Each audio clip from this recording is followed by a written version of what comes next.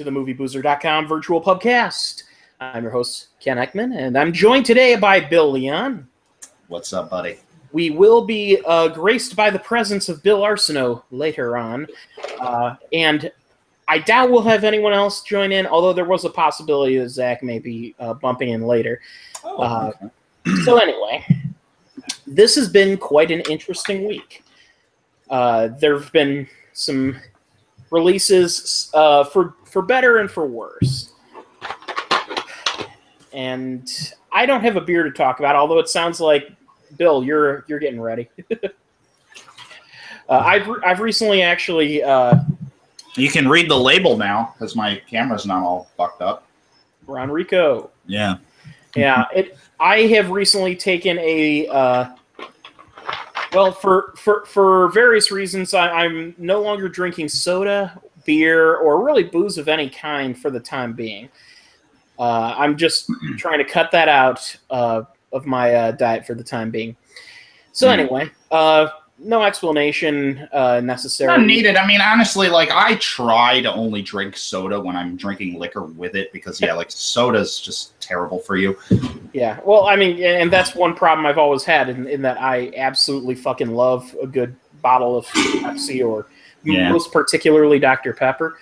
But honestly, it's purely just it's as bad for you gets. There's no reasonable reason to drink it other than the taste. And let me put it this way: I will quote a Calvinist. They would say in this case, I avoid it because I am afraid that I will enjoy it too much. Sophisticated. I thought you were going to quote a Calvin and Hobbes there. Oh, well, technically, Calvin was named after. I don't know if he was named after the person or the Calvinist movement. Calvinism being the religious movement of very heavy into temperance and very heavy into deprivation of what they considered vices. Pretty much the most hardcore of conservative that you can imagine. You know, they believed that anything that you found truly enjoyable was sinful. Mm-hmm. And so basically living a miserable life was the most godly way to be. I mean, that's not far off, is it? I mean, it's... well, if you were a true Calvinist, we wouldn't watch movies because we enjoy watching movies. Yeah, true. So, yeah, we'd instead, keep praying. Did you enjoy watching the movies you saw this week? Well, I was about to lead into that by getting into that heavy religious discussion. I was stuck with the bill of reviewing 90 Minutes in Heaven. Which sounds like a longer version of 7 Minutes in Heaven. Well, the funny thing about 90 Minutes in Heaven is that the movie is 121 minutes long. And every minute of that was a fucking slog. Uh-huh. This is, without a doubt, one of the most boring Christian movies I've ever seen. At least the Christian films that have come out in this big, Christian exploitation period where you're seeing a lot of Blumhouse-style, low-budget studios, exploiting the lucrative financial means of the church-going audience. 90 Minutes in Heaven is actually the first film from a production company called called Family Christian Entertainment, which, by the way, have you ever seen those Family Christian stores? Unfortunately, yeah. There's actually one pretty close to my house. Yeah, we have them in our area, too. It's a nationwide chain, and that company now has started their own film production company. Oh. Yeah, okay. So the people who run that said, we can make a movie, and no, they can't. That's a lesson to you kids out there. If you sell enough VeggieTales VHS tapes, you too someday can make schlock. So 90 Minutes in Heaven, where to begin? The film stars Hayden Christensen of Star Wars Episode 2 and Episode 3 fame. Now, he's in another movie called, like, Shooter, right? Or is it Jumper? Jumper. It was sort of like a attempt at, like, a superhero kind of franchise thing. I saw like a few scenes of that, and my friend that I was watching it with was into it, and I was just like, oh, like this is what you think is cool, you know? There have been some films that Hayden Christensen has appeared in that got decent reviews. Life is a House, Shattered Glass. Those are the only ones I can think of. I've never seen. Yeah, that's the thing. I've never seen these things. I only know him from the prequels. I haven't seen those movies myself. I'm just he actually was nominated for like some indie awards and stuff for those movies. And for instance, in the movie Life is a House from 2001, he was nominated. He was nominated as the Young Hollywood Award One to Watch. He was also nominated for the Best Breakthrough Performance by an Actor by the National Board of Review, which are pretty reasonably, interesting awards to. It basically showed that he was, he had his coming out party. And then, of course, a year later, he wins the Golden Raspberry for Worst Supporting Actor in Star Wars Episode 2. And who's the lead in that, then? Because I make the same argument. I think Ewan McGregor gets the lead, although I disagree with that. That's the thing, yeah. Like the Plinkett review for Episode 1, they say, like, who's the main character? Because it's none of these people. Yeah, I'm pretty sure Ewan McGregor gets top billing, just off the fact that he was the more famous at the time. Yeah, he's the better actor too, by far. He is the how to put it? He's the Harrison Ford of the prequels, in that he's the actor who became famous by appearing in them, like worldwide famous. Yeah. Train Spotting wasn't getting him any. It gained him cult fame, but then Harrison Ford had some cult movie appearances prior to Star Wars. The fact is, though, that Ewan McGregor became famous from the Star Wars prequels, and guess what? He didn't define himself by that. He was able to... no one thinks, when you think Ewan McGregor, you don't automatically think the Star Wars prequels. You think, you know what, he's done a lot of good movies since then. And I don't think he's had necessarily a star-binding performance, spellbinding performance that's just blown me the fuck away yet. But he's done some great roles, and I think that he's working up to that. Him and James McAvoy need to fight to the death in something, because they remind me of one another. I don't know why, but they remind me of one another. Oh, I agree. It's easy to confuse the two, I think. But with that said, 90 Minutes in Heaven stars Hayden Christensen and also Kate Bosworth. As in the film, Hayden Christensen plays a real-life person named Don Piper, who was, and you'll love this one, Bill, he was a Baptist minister of the South Park Church in Texas. Oh, okay. I thought you were going to say in Colorado. Yeah, no, Texas. But the church is called South Park, and I actually purposely Is that part of the real story? Yes, this is okay. This is fact. Because I'm thinking, like, why would they put that in there? It's just too. It's too connected to South Park. They reference South Park at least 3 or 4 times in the movie, and every time you hear it, the moment I heard that, I heard in my mind, yeah, Primus immediately. So, with that said, he's a dedicated minister who is attending a conference in what appears to be West Texas, and it's funny, they never actually say exactly where his church was located. They don't say the name of the town in the movie that I can recall. But anyway, he's attending a conference, and at the conference, he tells a few people higher up in the Baptist ministry that he's interested in starting a new church, and they tell him to look within himself and decide that that's something he really wants to do, because starting a new church has a lot of responsibility to it. And then in the morning, he gets up and gets ready to go and drive home and do some deep thought. Soul searching. Some soul searching. Man. And the movie, and this is where the movie does, from a technical level, it at least, I think, it succeeds at a technical level in that it hits on the historical elements up to this point fairly accurately. The fact that he was in a car crash on a bridge and the way it's set up is pretty much the way it's been described in every resource that I've seen. It was a foggy day. His windows were fogged up, and there was a semi-truck that kind of veered into his lane, basically. Just talking about faith-based movies with car accidents, all I'm thinking about is God's Not Dead. Yeah.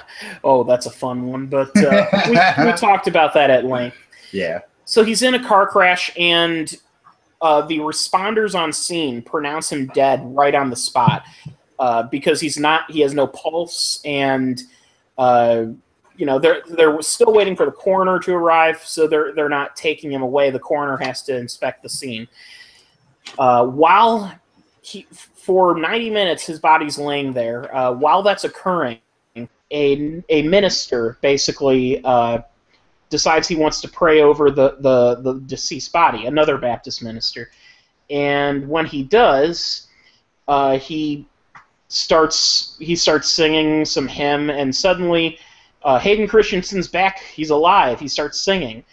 Oh, no! Yeah, and anyway, needless to say, he goes through a very long, arduous recovery period because the accident he went through fucked him up. It severed his arm at a certain point. They had to reattach it.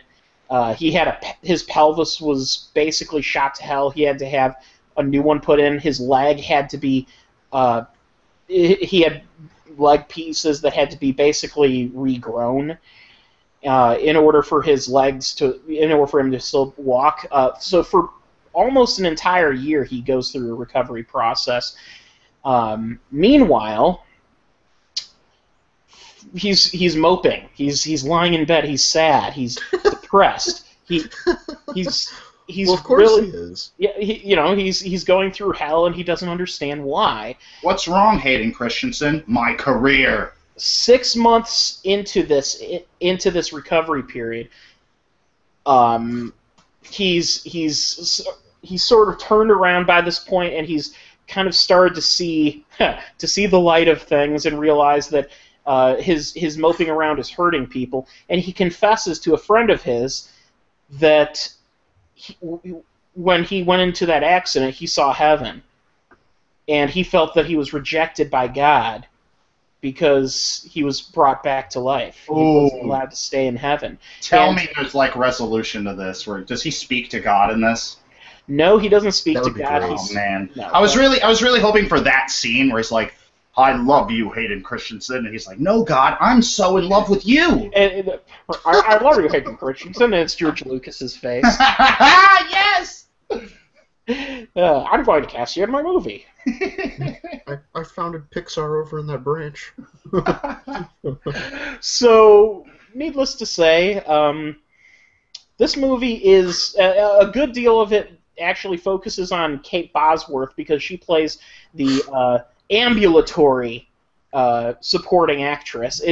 By that I mean, unlike Hayden Christensen, her character can walk around, so wisely the film decides to focus on her character because she has things she can do. And her character is going through her own personal hell because her husband isn't really acknowledging him, despite the fact that she's doing all this stuff to keep him alive because he's, a whiny little prick, honestly. Well, I mean, dude, I didn't catch the entire conversation. I just caught the dead center of it. But, I mean, it sounds like this guy went through hell. He absolutely went through a horrible situation, and I'm not going to take that away. I understand the depression that can come from trauma. But you're saying move on. Well, get over it. Here's the thing. They never acknowledge in the film that it's depression that he's going through. What they say is that he feels like he's lost the light of the Lord, and I mean, it goes out. Is this a faith movie? Yes. Oh, okay. The movie's called 90 Minutes in Heaven, and he says he saw fucking heaven. Come on. I don't know. I mean, sometimes there's that movie Dear God Bill, with You missed this part, and I have to fill this in. Okay, fill it in. This movie was funded by the group that owns the Family Christian store chain. Oh, okay. Well, so this is about as Christian of a movie as you're going to get. Okay, I'm sorry. You're saying about Dear God? No, I was just saying Dear God with Greg Kinnear? Greg Kinnear. Well, I think you can consider that a faith-based movie. That's not what that movie's called, is it? Yeah, Dear God. Yeah. No, Bill, Dear God was a movie from like the 90s. Yeah. Yeah. That's the one where he plays like a con artist who joins the postal service. Yeah, he starts answering letters from God. He joins the band, the Postal Service? Yes. All right. and he starts answering letters. What I was getting at was it's a kind of a faith movie, but it's not. It's a little more subtle than straight up like I saw the light and stuff like that. You know, I'm pretty sure that movie was funded by like a legitimate studio too. It wasn't like right. That wasn't like a propaganda film. It was more or less like using that topic and touching people with it. You know, it wasn't. You know, not touch. Not okay. In the same way that Touched by an Angel in the 90s was not explicitly meant as Christian propaganda. It was just meant to be an inspiring television thing to put on. Sure, or like that Holly Hunter TV show, the one where what was it called, Saving Grace or something? Or that show Highway to Heaven from like the frickin' 80s. Right, exactly. Where they just kind of use the concept of God and angels, and you know they kind of explore faith a little bit, but it's not. It's not like trying to or like Spawn, exactly. Yeah, exactly. It's not trying to convert you. It's just saying that, eventually some hell clown is going to come and kill you. John Leguizamo is going to dress up in a fat suit and come at your kid's party and act like a creep. Make fart jokes. Yeah. What a horrible movie.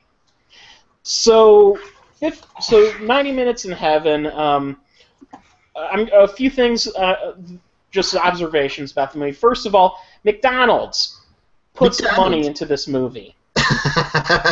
There are no less than 3 major scenes, all pivotal emotional moments in the film, that take place at a McDonald's. One is after she's seen her husband and is like coming home from the hospital for the first time, she stops at McDonald's and tears up getting McDonald's.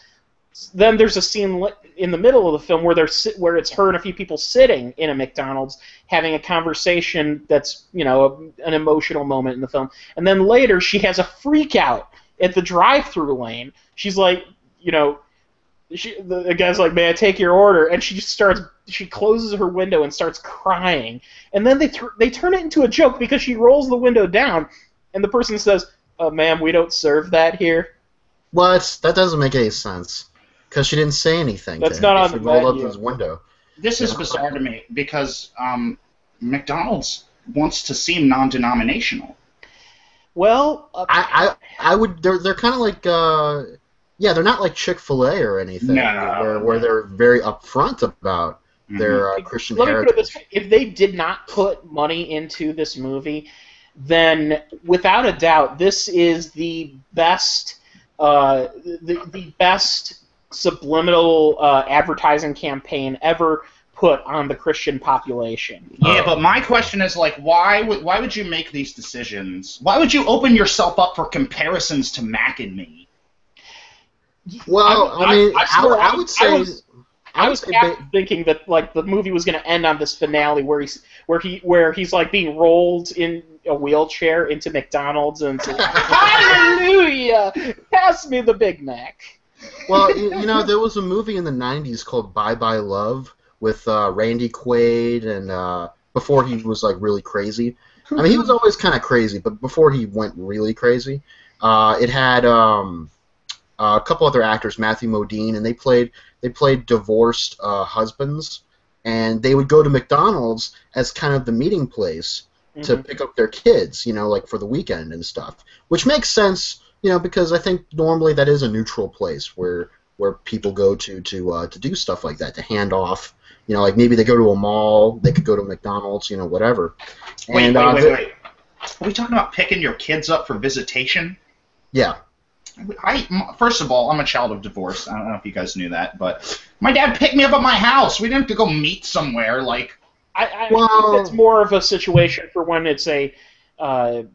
sometimes neutral ground is, I think, an important thing to consider. When I'm not saying breakup. I'm not saying it happens like a blanket thing where it happens in all situations. Obviously, your situation was probably a little more different where they could go to the house and everything. But for the sake of that movie, it took place at a McDonald's, and there are even some characters that were McDonald's employees who got into some emotional stuff. You know, like there was this young kid, and they talked about the McDonald's hire an old person program. Was that what they called it? The hire an old person? No, they made a joke. They called it the hire a geezer program. That was the joke in the movie, but they called it something else, like give a retiree a hand or something. I don't know, and it was some shit like that. But there was a character in the movie who was like a young punk employee, and he stays with the elderly man who's now working at the McDonald's, and he gets life advice, you know, that kind of thing. So what you were describing to me, Ken, kind of reminds me of Bye Bye Love. Okay.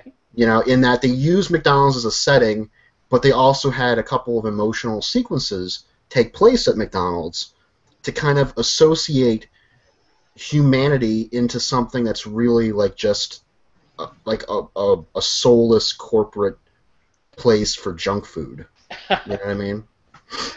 And to be fair, we do live in a country where McDonald's is a thing, and it could just be them reaching for realism in that maybe the McDonald's is the only restaurant in this little Texas town, and oh come on, Texas has for one thing there are a plethora of restaurants. Yeah, I know they could have gone to a Whataburger or something like that. Well, Texas Roadhouse. Well, okay, but I would have picked a generic barbecue place or something. Bill, first of all, if you go to a Texas Roadhouse in Texas, that's kind of like going to Taco Bell in Mexico. If you're on vacation or something, yeah, but if you live there, there's nothing wrong with it. Somebody could be a big Texas Roadhouse fan. You don't know. They give you that free bread. That shit is delicious. It's like going to a Popeye's Chicken in New Orleans. I'm sure you can. I'm sure there's. We have them. We have them. Oh, in New Orleans, I have no doubt. But when you think about it, but it's too stereotypical. There's a game involved. Yeah, you're right. It's too stereotypical. It's like, you're not really getting the taste of New Orleans by going to Popeyes. I go to New Orleans and I buy Zatarans. That's not that bad. Believe it or not, a lot of families around here eat Zatarans, eat Tony Chachere box meals. I don't know about Uncle Ben. I think so. We don't. Our family doesn't, but some families do. We normally get the camellia beans and Mahatma rice. You know, that's the kind of stuff we do. By no means am I saying that you can't go to Popeye's Chicken in your area. What I'm saying is, I'm sure when you think about that, it's just there's a level of personal shame where you're like, you know, there are places I can get actual New Orleans food. You're listening to This Is How I Talk when I talk about cuisine. Well, same thing with, to some extent, I'm sure there's, people who order a hot dog in the Chicagoland area, and, well, in fact... It's at Sonic's instead of an actual hot dog place, yeah. Well, here's the thing. I don't think it's the same issue because the Chicago-style hot dog is a very specific thing that there's specific ingredients on it that if they're not present, then it's simply not considered a Chicago-style hot dog. Pig anus. Let's see, what else? Cow leg. For a true Chicago hot dog, it has to be an all-beef Frank. So okay. Well, all right. So it's mostly cow feces and stuff like that. They did come out with an article recently that said most of the beef in America has some traces of feces, which is something I've known ever since I saw Fast Food Nation. I'm sure it's that way with all meat. Hey, just like Bruce Willis said in that movie, Fast Food Nation, just cook it. What was it that just cook it? What was it that Jeffrey Rush said in Quills that I don't know. We live, we eat, we shit, we fuck.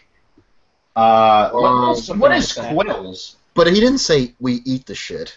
No, well, but he does paint his entire room with shit. Bringing it all back to South Park. When they were they do the Circle of Life parody, Circle of Poo. Oh right, yeah, and they literally take poo from a cow and put it in like a fast food bag. Yeah, that was pretty funny. And Bill, just to explain it to you, Quills is one of the most unlikely costume dramas you've ever seen, because if you know nothing about who the Marquis de Sade was, the historical figure.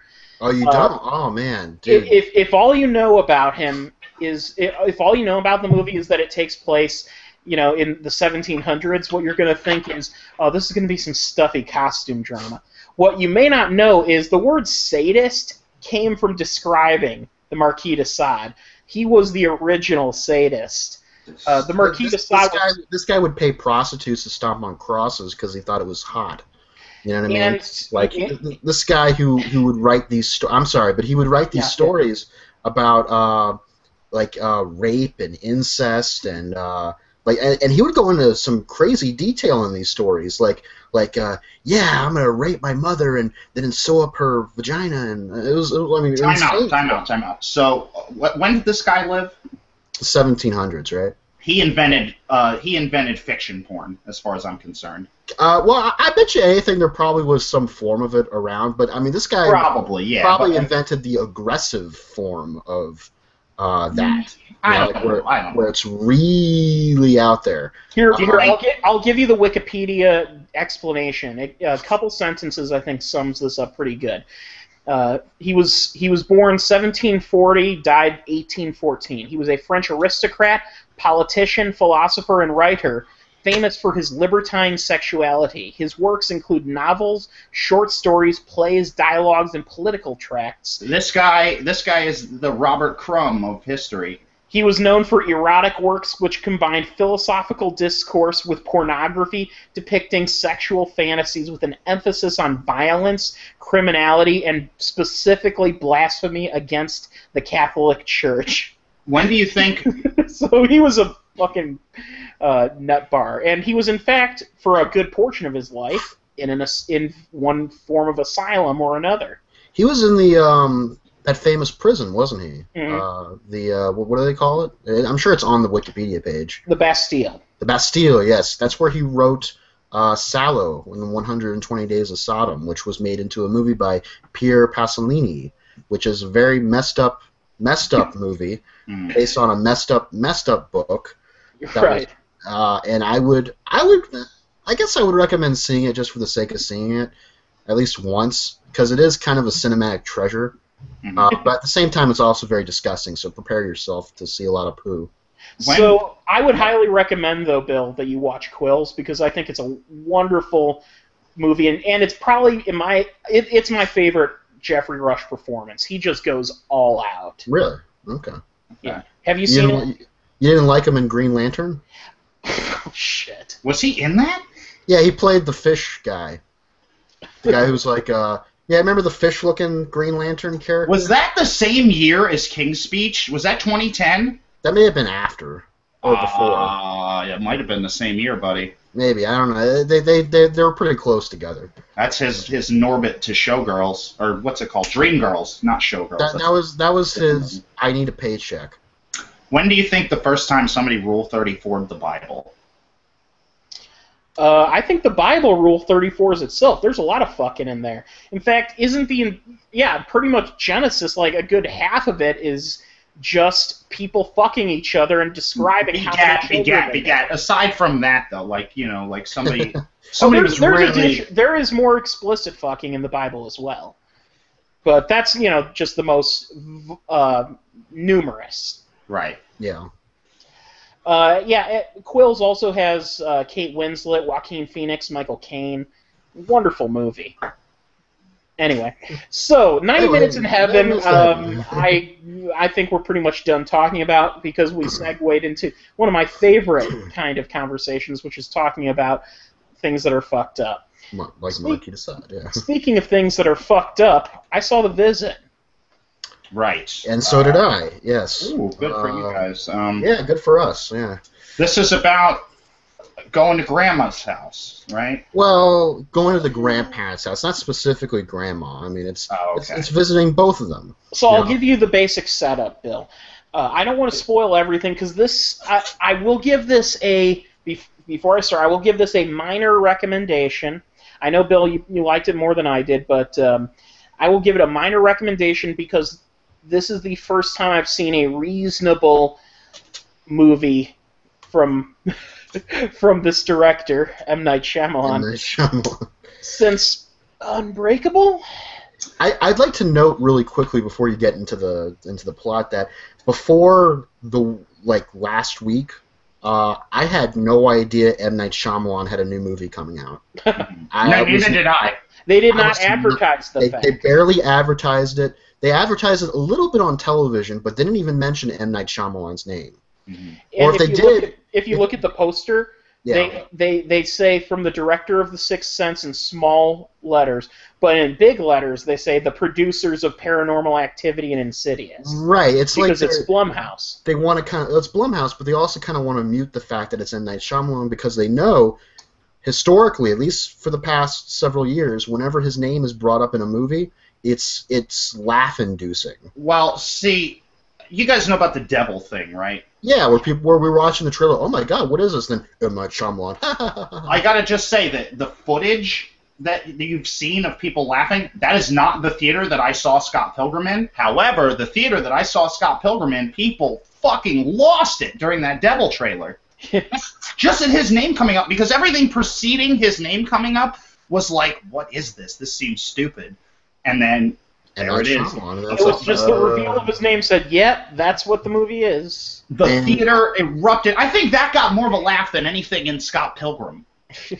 Which is a shame, because I like Scott Pilgrim. But I do too, yeah. And I mean, the movie definitely stole the show, but I will never forget that. That really, I'll always remember that too in my theater, and I joined with them. I thought it was fucking hysterical when they revealed who the director or the producer of that movie was, or that it was written by him or something. But yeah, that tells you a lot that they're playing it safe by not really advertising M. Night as the guy behind it.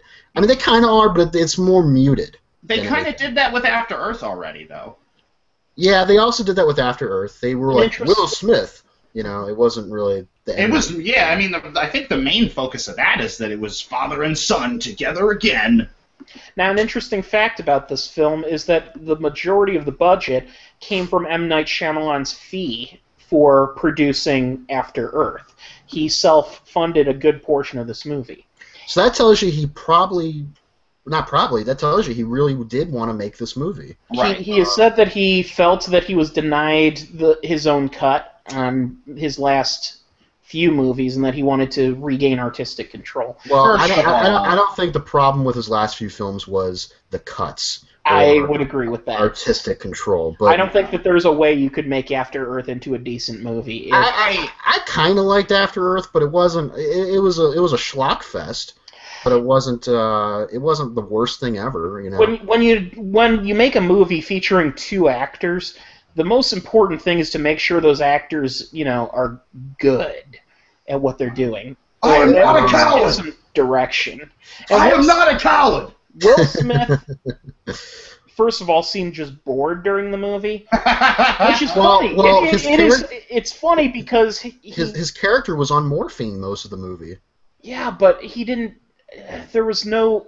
I'm just not a fan of. There was no. And Jaden Smith, the less said about his performance. Yeah, but I thought Will Smith actually had a good parental fire to him, like in terms of like when he was guiding his son through the woods and everything. But that movie made no sense because it really shouldn't have been called After Earth.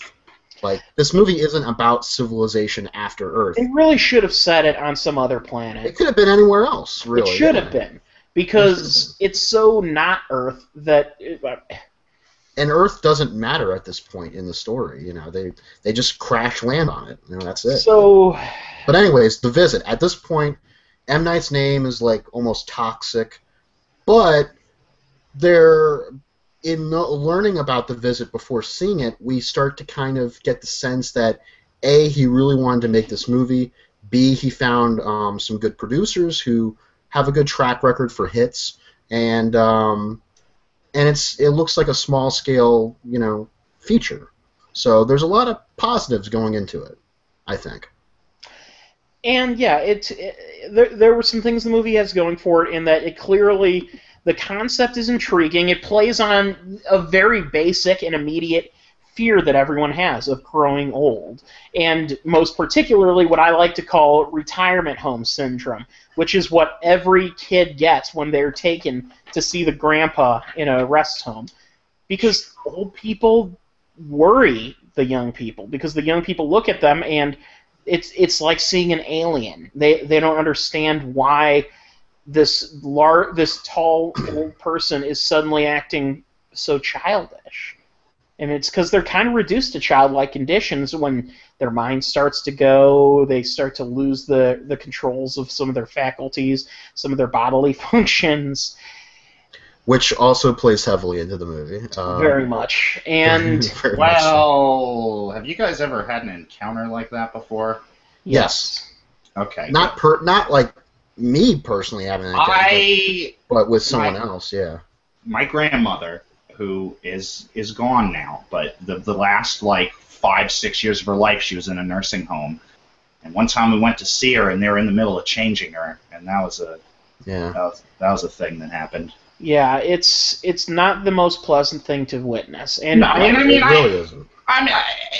This is kind of a fine line to tread, where you're like, they're humans, they have humanity, but absolutely, there is kind of an inherent dark comedy creeping up behind you, Well, there is the dark humor behind it is simply the tragedy behind human existence, and that we all die pretty much the same in a pretty horrible way, and it's overcoming that makes for a very interesting story. And in this case, the movie instead just plays straight upon those fears of growing old by presenting a couple of kids with their grandparents whom they've never seen before, and that's where we get to the story. The movie opens up with a narrative spoken by the mother of the two children. Well, the framing device is a documentary the teenage daughter is making. She's like an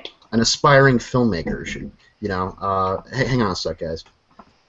Go ahead. You go on, Ken.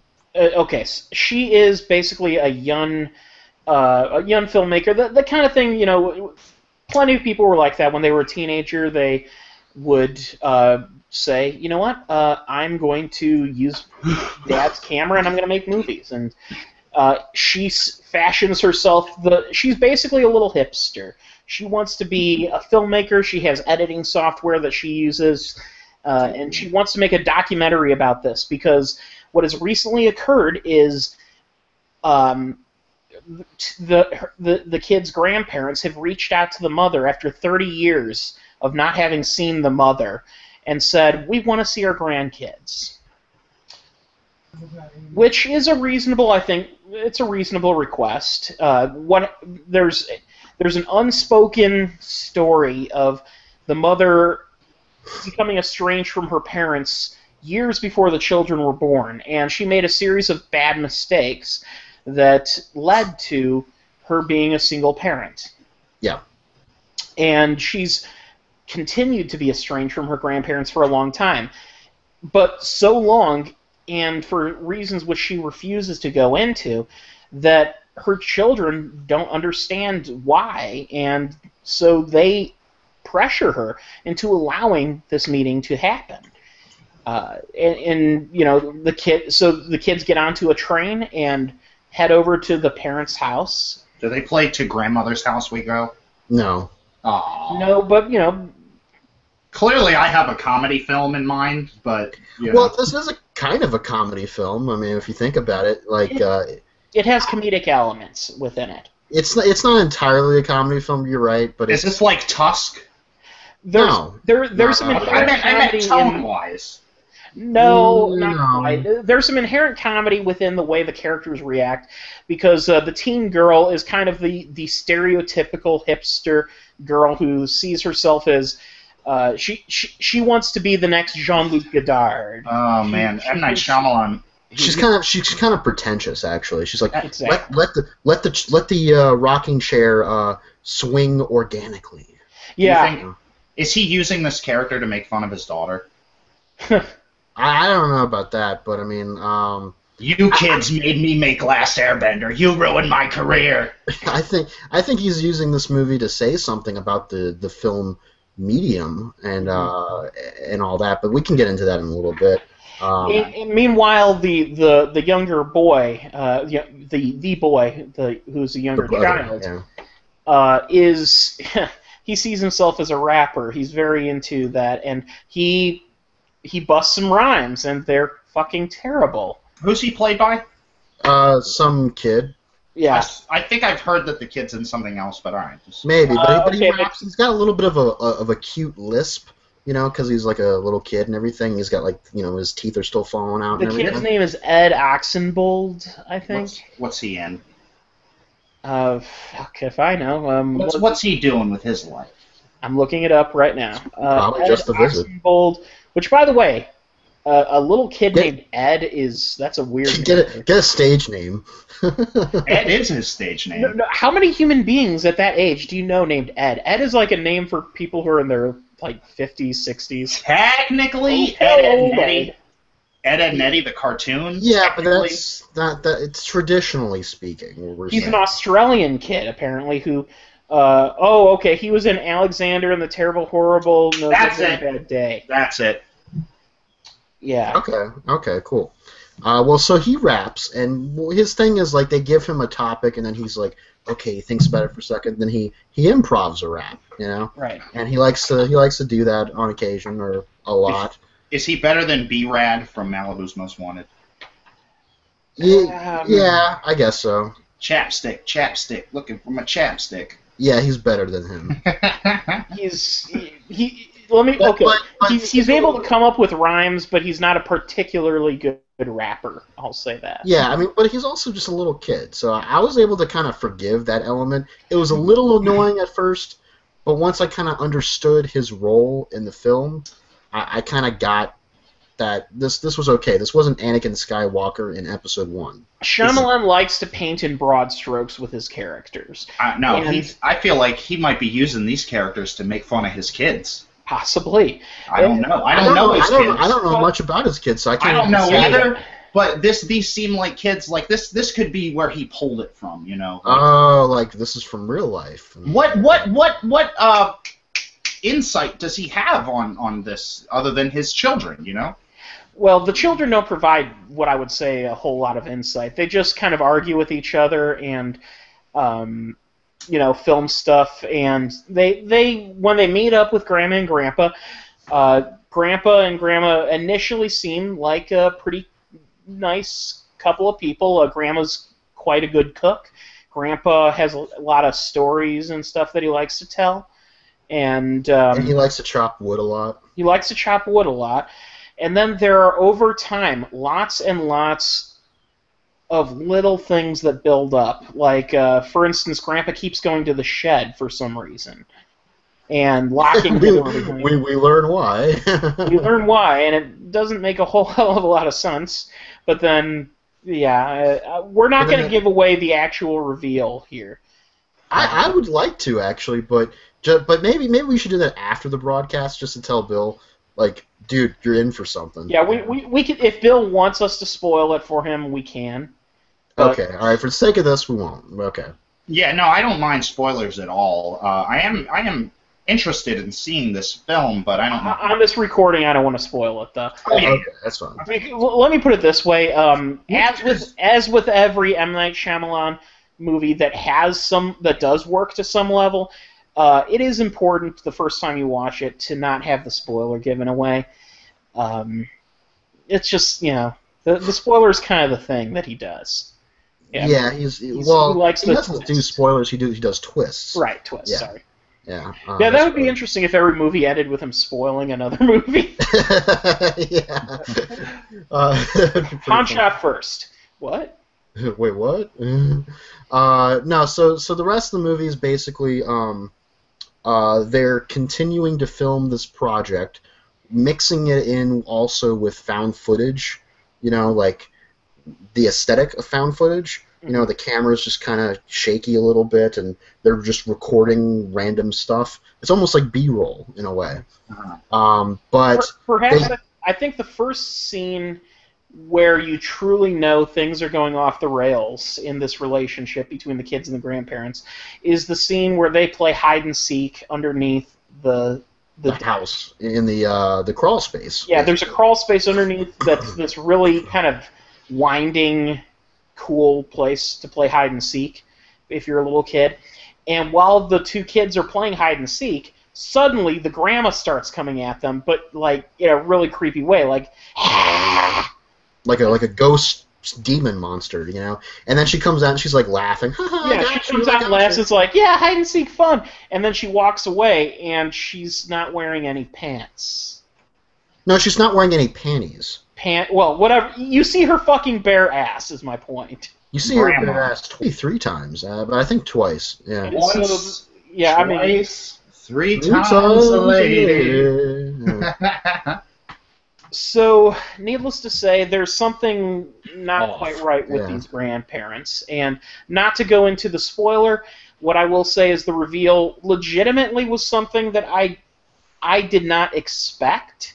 It was one of those things where it's in the cards that it's something that could have been a twist, but it wasn't the twist I was thinking it was going to be. Yeah. And I think it was, when it was revealed, I think the movie then leads to a conclusion that this is where the film kind of loses me. I think the way the film concludes, because the children react in a way which is wholly illogical, even by film standards. Really? Yes. Even by film standards, because even in like the worst of a slasher movie, a kid will, for instance, when they know that the house is no longer safe to be in, they will try to get out of the house.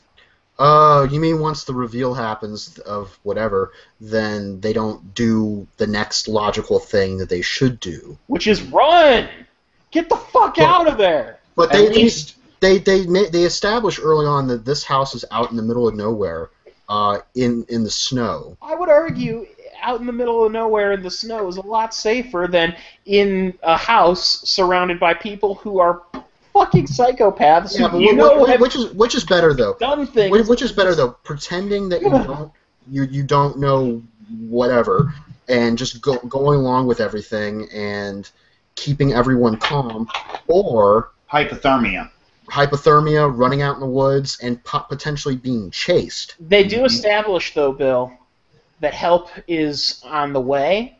Yeah. And hypothermia won't set in. First of all, it's not all that cold, because they do establish that it was raining, so it's cold, but we're talking like 30s, maybe the lower 40s. Like, dude, I'm just saying. I think while it wasn't what we would do, I think as kids. And in fact, if anything, as kids, they would get out of the house faster because they wouldn't even think, oh, it's cold outside. They would think, I need to get out of here. I don't know about that. I have an interesting question. Go ahead, Bill. I have an interesting query here. How do these kids stack up against the kids from Jurassic World? No, the kids from Jurassic World... not the same, actually, I think. Well, I had the same problem with Jurassic World in that the kids were very broadly painted caricatures who really they're the only real emotional core of the film is the mother, in my opinion. And we're talking about The Visit now. Yeah. Okay. All right. The mother character in The Visit actually gets a moment where you see why she's kept her secret as long as she has, and that's it actually worked for the film. But I give the movie, I'll just sum up by saying I give the movie a modest recommendation. But I think that Shyamalan has still a ways to go before he convinces me that he's not a one-trick pony. I would agree, although I would get about the one trick pony bit, and that he has more to do in order to win back his audience and to win back critics and all that stuff. I'll say this though: him going around saying he wants to make a sequel to The Last Airbender ain't helping fucking shit. That's not helping at all. He may want to do that, but he better not do that. I don't think that's going to happen. The Last Airbender didn't make money, did it? I don't think it did. No. I think it did. I think it made enough money, but nobody liked it. And I'm a big fan of Avatar: The Last Airbender, in case you guys didn't know. Like, that shit, the way certain people feel about Harry Potter, that's the way I feel about fucking Last Airbender. Like, it's fucking great. What he did was sucked all the personality, sucked all the fun, sucked just everything that's good. Just completely removed it. And he also made it quite incoherent. Yeah. Like, it was from every standpoint, from editing to filmmaking to writing, it was just confusing. Yeah. It was like it wasn't completed, and they just put it out there, you know. But in the case of The Visit, while I would agree with Ken's point that M. Night has miles to go in getting back some cred, this is a good step, I think. And it's a start. It's a start, but for me, it's a really good start. I don't know why. When I first saw this movie, I didn't particularly like it all that much. I was gonna give it like an average score, like right in the middle. You know, I was like, it was okay. You know, but the more I thought on it, the more I kind of gave myself into it and got this developed this opinion that M. Night was actually saying more about his filmmaking and about the medium of filmmaking with this movie than with maybe other movies. You know, this movie I think has a lot to say and is also very smart. You know, I don't want to get like Ken said, we don't want to get into spoilers, but the framing device is, like I said, is essentially this little girl's making a documentary. So the movie isn't quite found footage. It's more like it uses found footage tropes, but it's more like a finished product that someone edited from the footage. Mm-hmm. Because there's a lot of references to other movies like The Shining.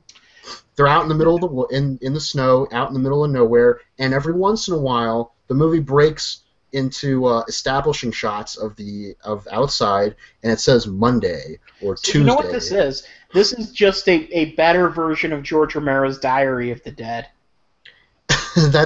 Did you ever see that one? No, I didn't see that. I didn't bother to see Diary of the Dead. Very much like you're describing. It's basically the movie even opens up with some opening narration saying that this is.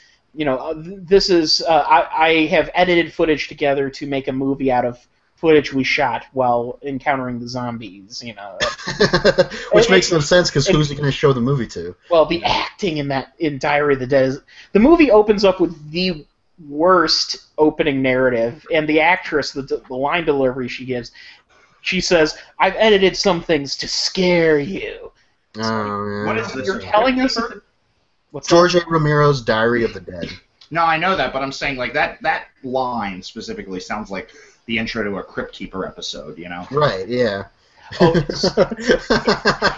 if it was an extended episode of Tales from the Crypt, it would have been one of the final season episodes. Mm-hmm. I've got something to dig up for you. But no, I think M. Night, you know, I wrote in my review of the film for my local outlet that I write for, that M. Night possibly used as fuel the years and years of critical backlash as some sort of, well, not some sort of, as I just said fuel, so yes. I guess he used it as fuel yeah. to make this small scale, you know, project and really kind of, in a way, tell the story of how he's actually a good filmmaker, but maybe he's a victim of circumstance in some cases. I don't necessarily agree with that entirely. I'm a victim of circumstance. Yeah. You know, but I don't think it, you know, that's necessarily true. I think he is to blame for some of his movies, but like totally to blame. But in the case of this, I mean, he's not just.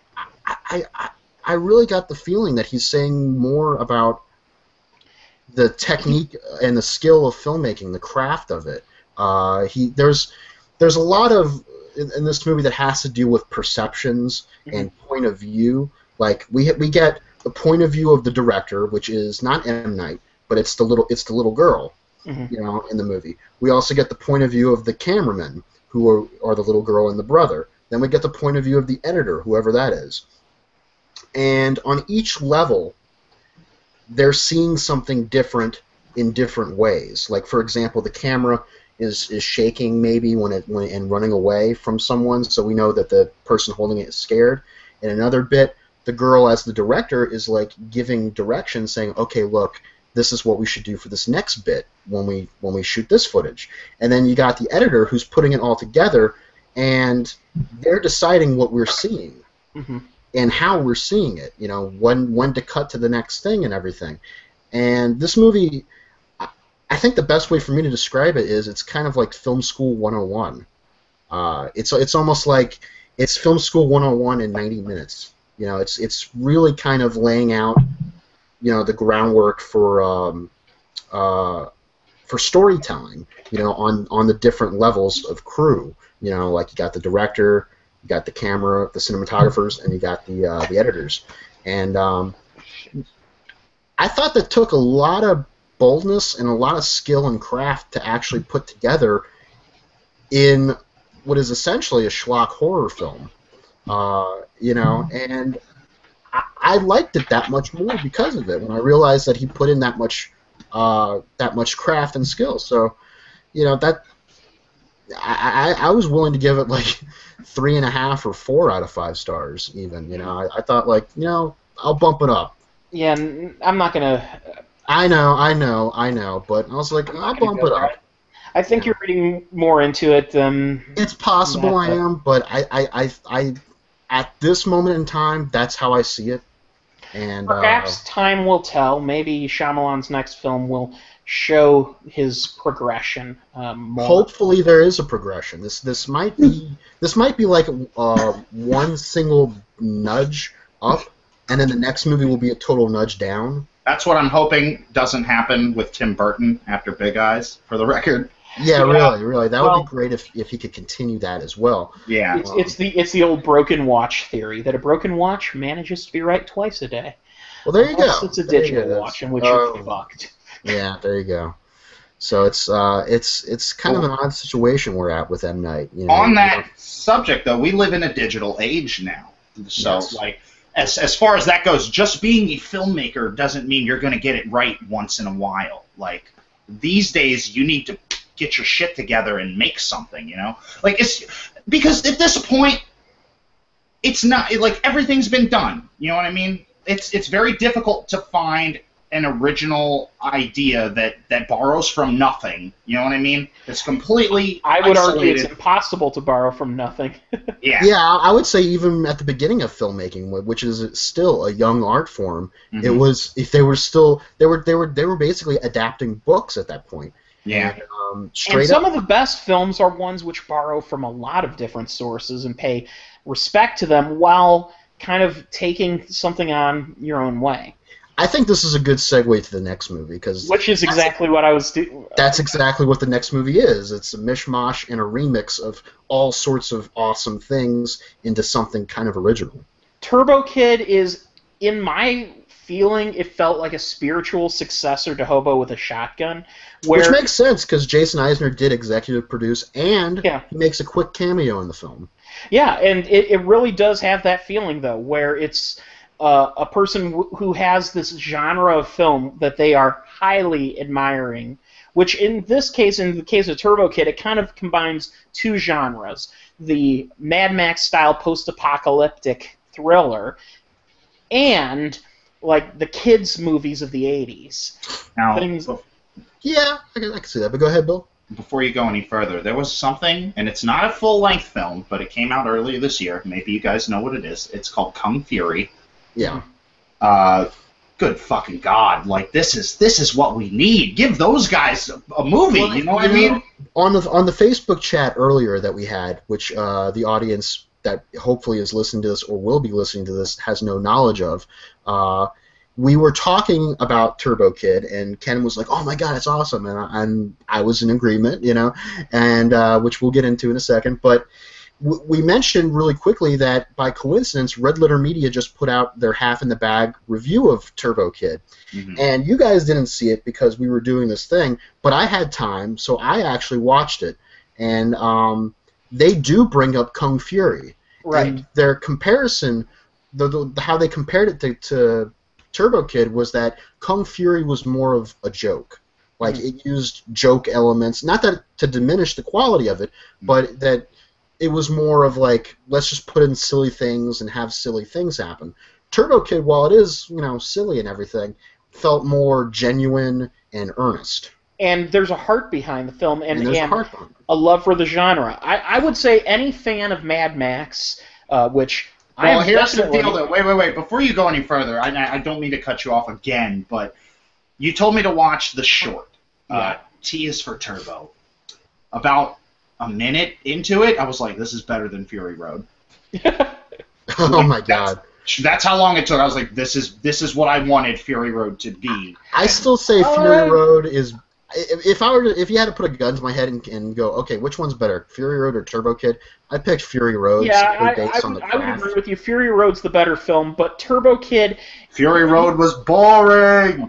Hey, Bill, shut the fuck up. So, let the adults talk now. In your face! Oh, okay, excuse me. I'm not entitled to an opinion about the great 82-year-old George Miller's magnum opus, Fury Road. First of all, he's in his 70s, not 82. I was a decade off.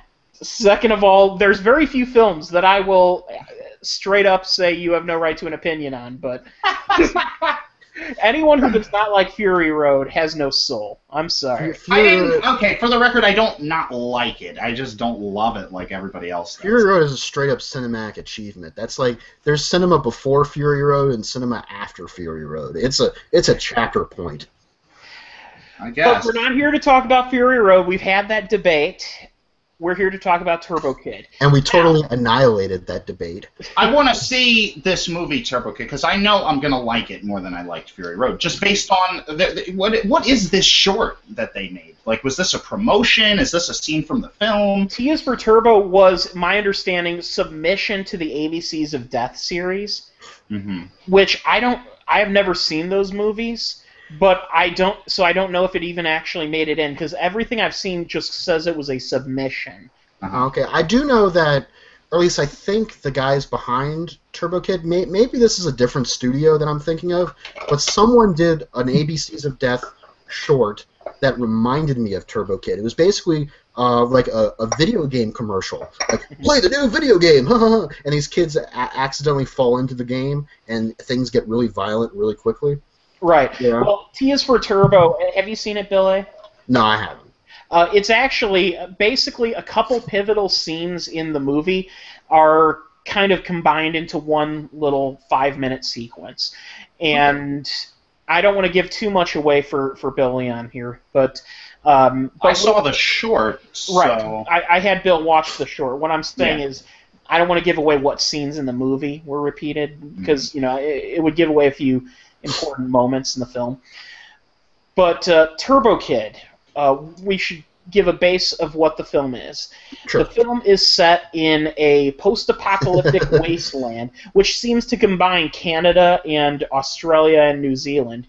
In the year 1997. In the year 1997, which is the year that pretty much every sci-fi story from the 80s takes place in, of course. Demolition Man, Terminator, that's kind of what the date for Escape from New York. Escape from New York. That's like when all the shit goes down right there. That's badass. And in fact, actually, come to think of it, I was a big fan of the original Rainbow Six video game back in the day, and the video game opens with an opening video. It is the year 1997. Okay. That's what it opens with. It is the year of our Lord, 1997. But yeah, so Spice Girls are on the top of the charts. So 97 is a popular year, needless to say. I guess. Yeah. I guess, yeah. Titanic came out in 97. Is that true? Yeah. Yes, at the end of 97, yeah. It was supposed to come out summer, but... So the movie is set in this futuristic wasteland of 1997, and in this wasteland there's been an apocalypse, which they hint very heavily was the result of robots wiping out humanity. See, I thought it was a nuclear war. They never explain exactly what happened, but they indicate robots, nuclear war, various things. Oh, okay. Yeah, there is a fear of robots in the movie, which I thought was... I was a little confused about it. I was like, why is that in there? Because I thought this was a nuclear war thing. But you might be right, Ken. This might just be part of the ambiguity. They say several times in the film that the robots, in fact, the scene where the kid discovers the Turbo Man kind of like... the Turbo Rider, yeah. Yeah, Turbo Rider, yeah, the ship. That video where you hear the guy saying, it's you've got to save the world, kind of thing. He talks about the robots, like that they've breached some. Oh yeah, I guess now that I think about it, robots are kind of a key element to the movie. Right. I thought that was just something different, but yeah. All right, go ahead, Ken. So anyway, needless to say, the film focuses on this kid who is living on his own. He's an orphan. Surviving in the wasteland. He's a scavenger. He's in fact credited in the movie as just the kid, so that's how we will describe him. That's Princess credit in Purple Rain. So he lives in like a bomb shelter. This is another '80s movie, so I wouldn't be surprised if there's some element there. So the kid lives in a bomb shelter and collects things. He scavenges and he trades whatever he scavenges for what little water is available. And in and amongst this world, there's also a small town of people who trade with each other. Mostly men. Mostly men. Well, actually, all men except for one woman. Yeah, come to think of it, I think there's only 2 women in the entire movie, and one of them is a robot. Huh. So it's possible that women were annihilated mostly, or took a big hit during this event. And perhaps it was a Hell Comes to Frogtown-like scenario. It could very well be. This could very well be a scenario that combines all these different elements from post-apocalyptic films. And you got the post-nuclear war thing, possibly. You got the robots thing, possibly. You got the landscape as a desert or a rock quarry or something. You got the mostly just men with no women or very few women. It's definitely combining some of my favorite elements from these movies. So the kid, when the kid meets up to trade, he gets his water, and while he's doing that, you're introduced to another character, sort of a cowboy character wearing a distinctly Indiana Jones-like fedora hat. I forget the character's name, though.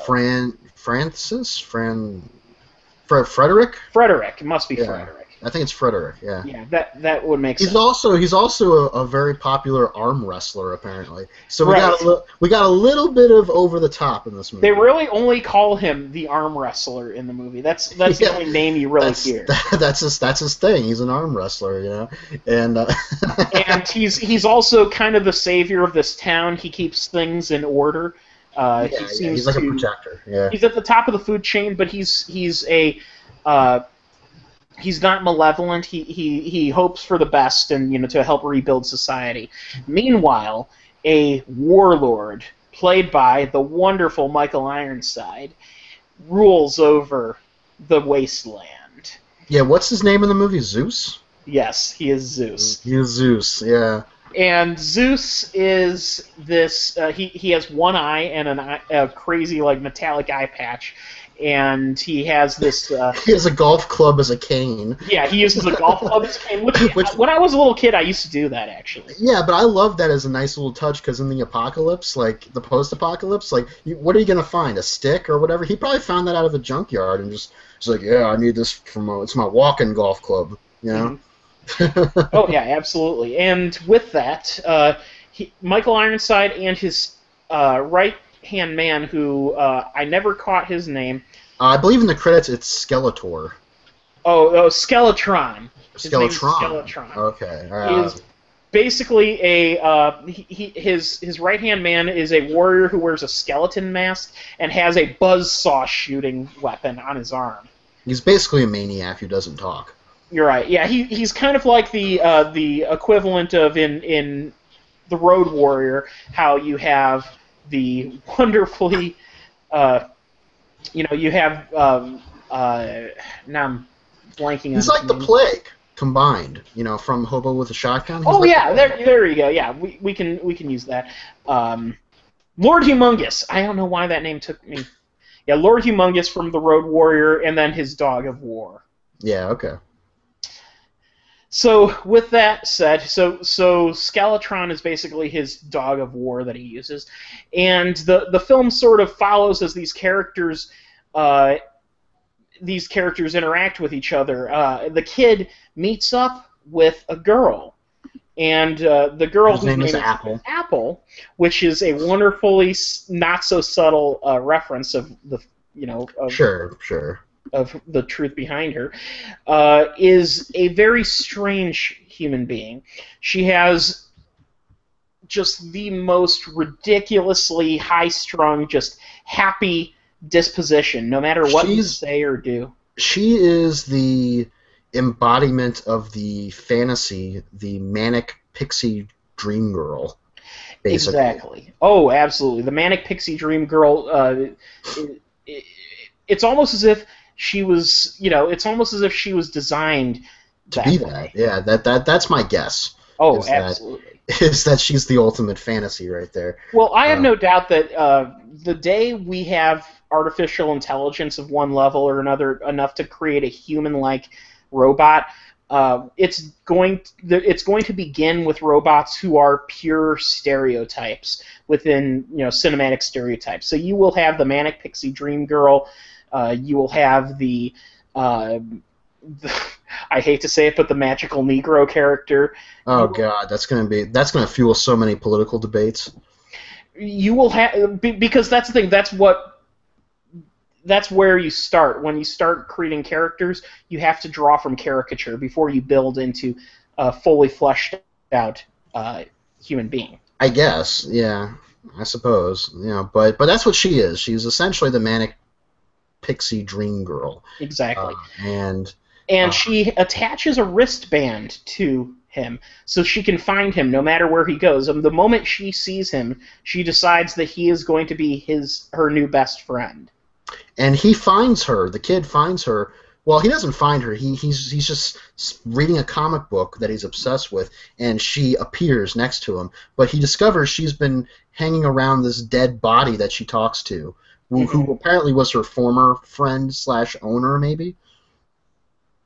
Right, and so the kid immediately tries to escape because, quite frankly, a person appears out of nowhere, puts a wristband on you that you can't get rid of, and starts talking to dead people.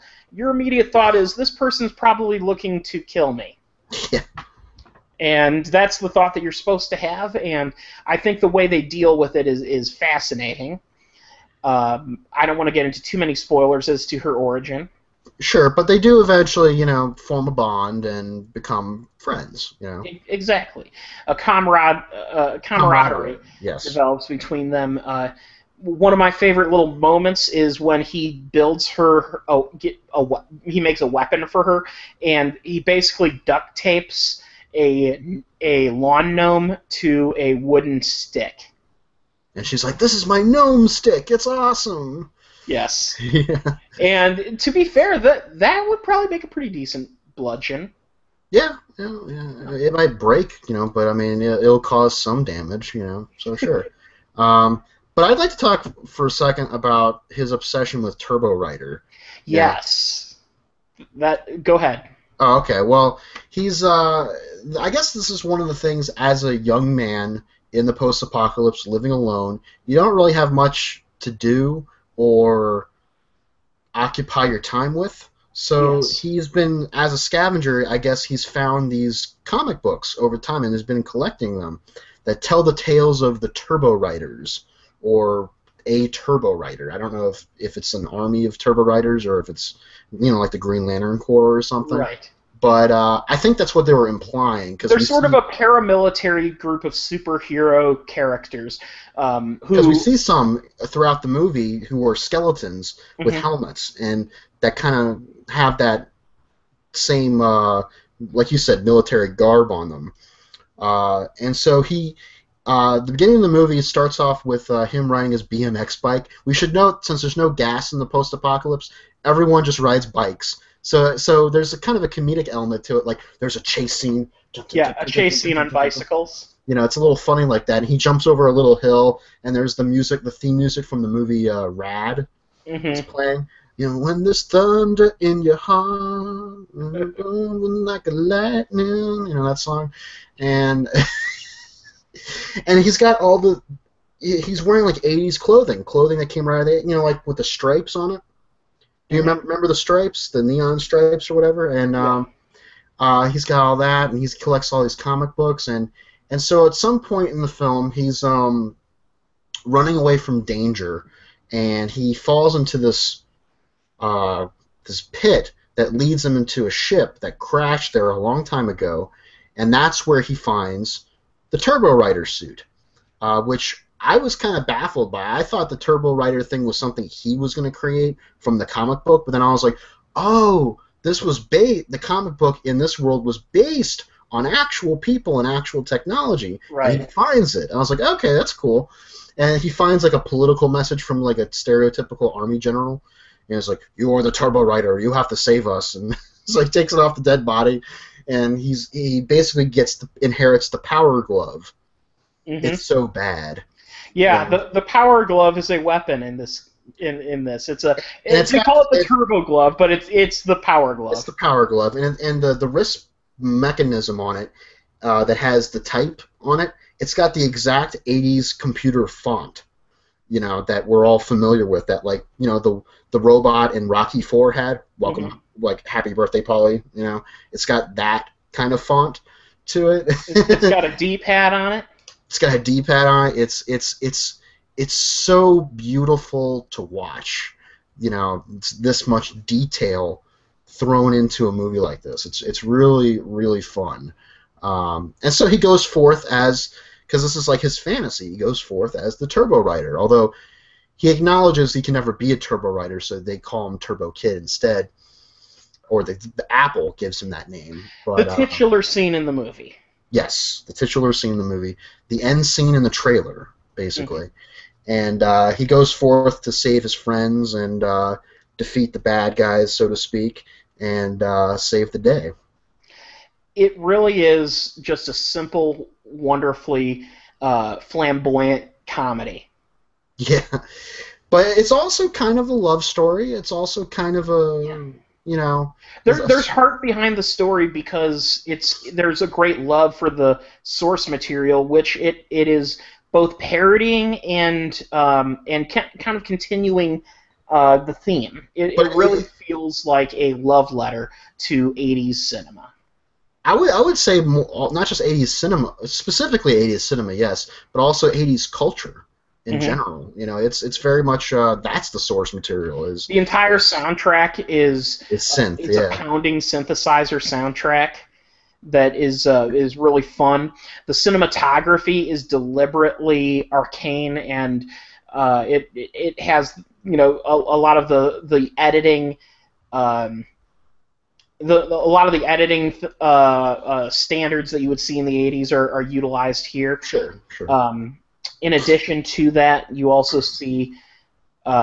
is there something wrong, Bill? Oh. Yeah, we can't hear you. Yeah, we can't hear you. So that something must be wrong. So with that said, there's also a thing that I really appreciated was the fact that with the production value, this movie was clearly made on a tight budget. Yes. It looks like it was made for maybe $1 million.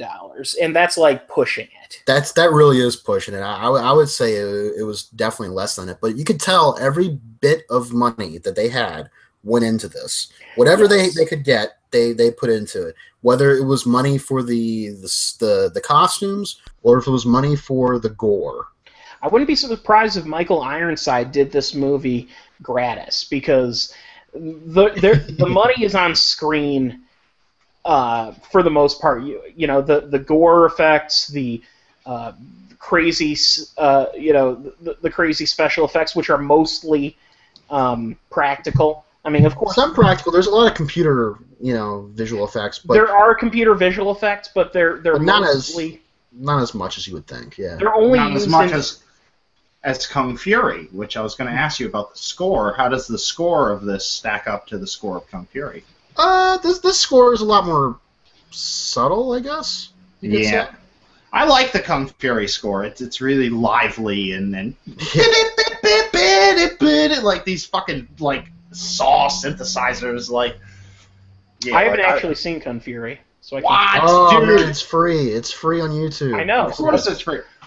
Possibly why I haven't seen it yet is just because Let me tell you this: when it first came out, I was kind of mildly impressed with it, but I just kind of rewatched most of it today after the Turbo Kid short, and I was like, "This is fucking great!" I just had a ball with it. Okay, I will watch it after this recording. How about that? Oh, okay. But yeah, Turbo Kid is really an absolute delight. I mean, it's violent, yes, but it's very clever and creative with its violence. There's this beautiful scene where Turbo Kid kills a guy. What was that? That was you opening a Coke? Yeah. Turbo Kid kills a guy with the pointy end of an umbrella. Yeah. And blood is just spurting into the air, and it's raining down on him.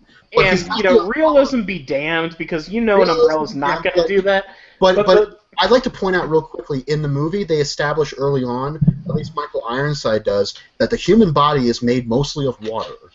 So that's kind of their excuse for the blood spurting. But he's got the umbrella and he's pointing it in the direction where it would be protecting Apple from being hit by the blood. Mm-hmm. So it's kind of, shielding her from the blood while spraying him with it. And then he pulls it out of the guy, he holds it over the two of them, and that's when they have their kiss. Yeah. And it's very sweet. With blood raining down on them. With blood raining down on them, it's still effective as a sweet moment. And that's what kind of took me back from the whole thing. I was like, even in the midst of all this horrible violence, they can still find this nice gooey center to just wrap yourself in. It's really nice. And I can simply say that this movie just is a lot of fun, and anyone who has the ability to see it should see it. And it's a $7 rental. It's worth every penny. Right. Yeah, I got to get on this. This is on my to-do list for sure. The way I heard about this was I'm friends with an animator on Facebook, the guy that he's behind a Cartoon Network web thing right now called Magiswords. Mm-hmm. And he was like I guess they're screening this in L.A. Did both of you watch this digitally? Yes. Yeah. It was available. I watched it on Amazon. I watched it on Vimeo. Yeah, he said he's trying to go to the theater to see it as much as possible. I would love a chance to see this movie theatrically. If it comes out in theaters in my area, I will definitely see it. I wasn't able to watch it theatrically simply because it's not playing anywhere in my area. Yeah. Maybe if I went downtown, I could find it, but that would be it would have to be downtown. Drive. I would imagine this is going to be a very difficult movie to find in theaters. However, this also looks like the very movie that Tugg.com would probably add into their library. Tugg is Tugg. It's a website where people can can curate their own movies. Basically, you select a movie, you select a movie theater in your area, and if you can get X amount of people to come to that screening, the screening happens. Oh. So to tug the movie into the theater. Yeah, essentially, yeah. Now, I don't know if Turbo Kid's attached to their library. I think since it just came out, it's probably a little too new. It may eventually, though. It may eventually, so you should look out for it. That's amazing. So they do, like, old movies? They do old movies, they do new movies, they do classic films, they do cult films. There's a lot of cult films, actually, in their library, I think. You might want to check it out, Bill. Yeah, I might want to check that out because I know of a couple. I don't think what's the lowest amount of people? Because like I don't even think I could get like it depends. 20 people. It depends on the theater. If the theater capacity is like 30, then they'd probably say 25. Oh, okay. Wow. If it's like more than that, then they'll say they work directly with the theaters to do this. So it's it's one of those kind of things. But you can share it. You get like a lot of time to do it. You can spread the word. You can print stuff out, put up flyers. You can do all sorts of stuff to get it to happen. That's very interesting and quite a plug. Yeah, there you go. I got another plug to make if we're wrapping up. Mm-hmm. Go ahead.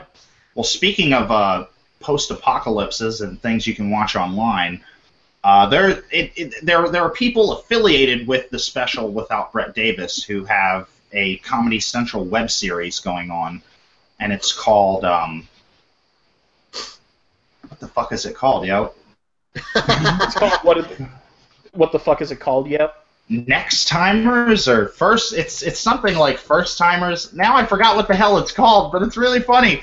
Shit, I'll remember what it's called. It's about these two like hipster slackers in the post-apocalypse, and they haven't really changed their lifestyle too much. Oh, I've heard of this. Next Timers? No, that's not what it's called. New Timers? Something Timers. Let me Google Comedy Central Timers. Is it called My First Time? No. It's called New Timers. It is called New Timers? New Timers, yeah. Okay. It's pretty funny. Like, there's not a whole lot to expand upon because it's very dry. Like, the first mini episode, because the episodes are all, like, less than 10 minutes and they're web exclusive. But the second season is coming out soon. And I guess probably more people that are involved in the special without Brett Davis are going to be in that. But, like, some of the main cast of this they're all involved with that crew of people. The first episode is about how the two guys have to go meet up for, like, some meeting to actually deal with the apocalyptic situation that they're in. But they don't realize that. They've kind of forgotten, and they're like, oh, we have this thing to go to. We should bring dip. So the whole, like, a lot of the episode is just about them trying to make this dip that they're going to bring. But it's to bring to a meeting about the apocalypse. Yeah. That's interesting. It's funny. And, like, there's only 3 episodes out right now. They're all less than 10 minutes, so it'll take up a half hour of your time to watch their first season. But I enjoyed it. I thought it was I do appreciate the humor of the banal, looking into things that are just, it's like in the opening of Monty Python, The Holy Grail, the very first scene you see is a discussion, King Arthur rides up and he wants to, tell your master that I've come here to seek a knight to join me on my quest. Mm-hmm. And it devolves into a conversation about the flight patterns of swallows. Are you suggesting that coconuts migrate? Not at all. It could be carried. Oh, could it be? And also, obviously, by the husk. Watch the special without Brett Davis, Wednesdays at 11. And on YouTube. Just look up Special Without Brett Davis on YouTube. Fucking love that show, man. It's great. It's like a punk rock Little Rascals. As in, like, it's just these kids. They get together every week with their public access forum, and they put on a little show, It could be carried by an African swallow. I'm sorry. I could quote that entire movie. Endlessly quote it, yeah. Yeah, so needless to say, I want to thank you for joining us on this week's MovieBoozer.com virtual pubcast. And I'm going to go watch Kung Fury and report. Yes, you should do that. So, have a good one. All right. Take it easy.